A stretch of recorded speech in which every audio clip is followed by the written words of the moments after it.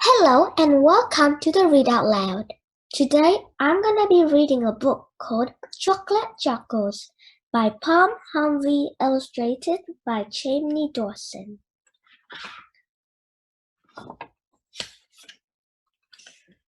Chapter 1. No milk! There's no milk, said Mom as she slammed the fridge door closed. She turned around and glared at me. I didn't say a word. Luckily for me, the kitchen was full of patty cakes, cheese and biscuits, bowls of chips, sausage rolls, pickled onion, streamers, hats and blowers in the middle of it. All was huge ginger birthday cakes with happy 80s birthdays around the edge.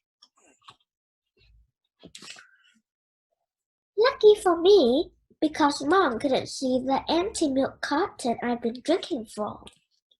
They'll be here any minute, and he will want a cup of tea, said Mom. He was Grandpa, the birthday boy. He drank 20 cups of tea a day. He used the same tea bag which he lugged around all day in the little green tin in his pocket. Disgusting. I'll have to go out and get some more. Mom looked at me sternly. You stay here, Sally, in case they arrive early. And don't touch anything, promise? Me? Touch anything? Sometimes Mom sounds like she just doesn't trust me.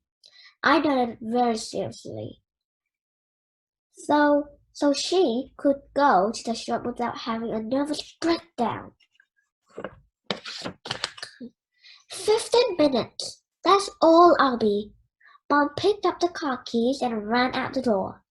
I sat in the kitchen table. The smell of lemon icing, cakes, cheese and chips drifted around me. But I didn't touch anything, except one patty cake and one chips. But they didn't really count. Something was bugging me, and I had to nibble to help me think. Something was missing from the party food, and I didn't mean the patty cakes and the chips. Then it came to me. There's no chocolate crackers. What's a party without chocolate crackers, I thought. I stood up. Things was desperate. There were 13 minutes left before Mom come back. Chapter 2. Making Chocolate Crackles. I bolted across the pantry and pulled the door open. Have you ever made chocolate crackles?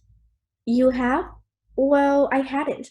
I'd eaten 1,765,321 in my lifetime, so you'd think I know what was in them. I thought very hard. Mom had made chocolate crackles for every one of my birthdays. I could picture her mixing bowl in my head. In it there were rice bubbles, some chocolate, a sort of white stuff, and a sort of kitchen glue to stick it all together. The rice bubbles were easy to find because Mom kept them in a see-through plastic container. I poured a heap into the bowl. Milo would do as the chocolate stuff. Half a tin went in.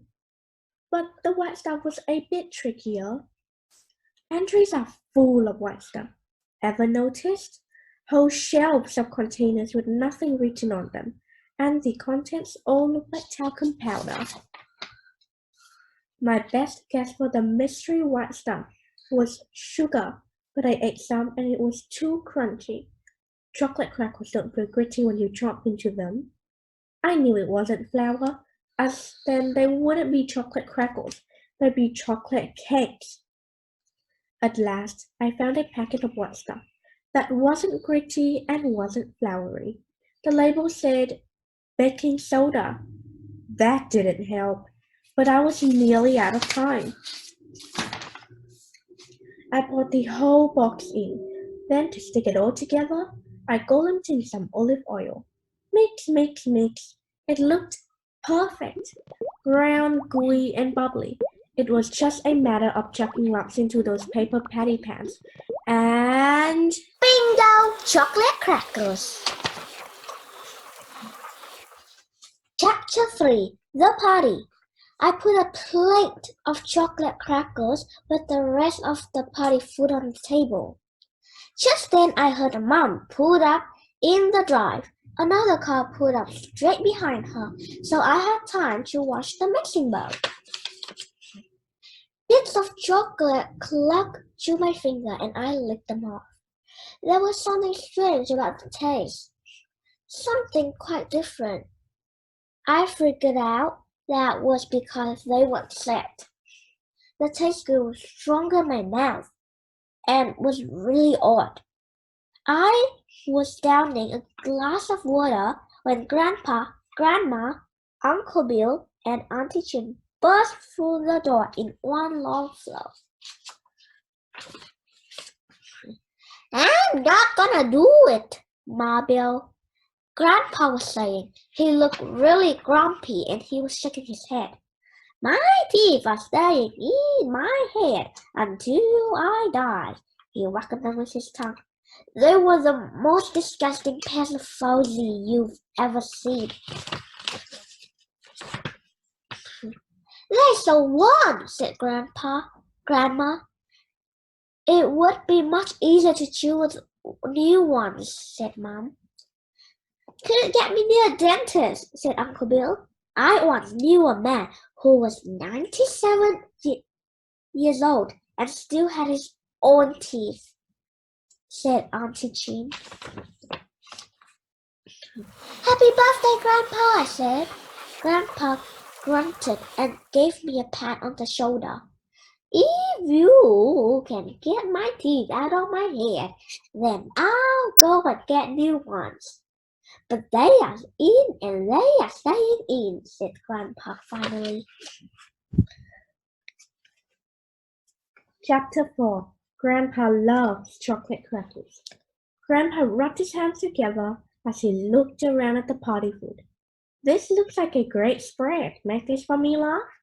Parts of it, I said, with a quick look at Mom. I opened the jar of pickled onions for you. My favorites, said Grandpa, and picked up the bowl. He started eating the onions as if they were bits of popcorn. Old people have the weirdest taste. Dad, said Mom, the party doesn't start until the others get here. My party, said Grandpa with his mouth full of onions. My food. He stalked around the table looking for other things. Aha, he said. Chocolate crackles. Chocolate crackles? Said Mom. I didn't make chocolate crackles. I was feeling pretty proud of myself. It was probably the first time I'd ever done anything useful in the kitchen. I made them, Grandpa, I said, holding up the plate for him. They're not set yet, so you have to hang on to them carefully. Grandpa put the now empty onion bowl down and rubbed his hands together again. After pickled onions, he said, there's nothing I like better than chocolate crackles. He scooped 2 up, 1 in each hand, and jammed them into his mouth one after the other. At first, I thought that the strange expression on his face was because his false teeth weren't working properly. Then I realized that his teeth wouldn't make his eyes budge. There was a rumbling sound coming from him. It sounded like a really deep chuckle. Suddenly, Grandpa's cheeks puffed up and out of his mouth. Came a flood of white froth. What's happening? Screamed Auntie Chin. He's having a fit, said Uncle Bill. His insides are coming out, yelled Grandma. What did you put in those chocolate crackles? Screeched Mom. Grandpa's cheeks puffed and sank, and a great tide of rice bubble flaked flowing poured out of his mouth. With it came 2 pink and yellow things that looked a lot like broken pottery. Then I realized what they were. Grandpa's teeth. Chapter 5. Will Grandpa be okay? Is this what you used? Mom said. waving the empty box of baking soda at me. Isn't that what you put in chocolate crackles? I asked. I've seen you put white stuff in. Icing sugar, not baking soda. Mom dropped the packet on the floor and covered her face with her hand. I was really worried. She seemed so upset. What had I done to Grandpa? Does baking soda hurt you? Mom looked up. She wasn't crying at all. She was laughing. Laughing so much her mouth was wide open. And I could see all her feelings. The baking sodas react with the pickled onion, she said as she tried to stop laughing. I remembered a science experiment at school. Mix vinegar and baking soda and white froth.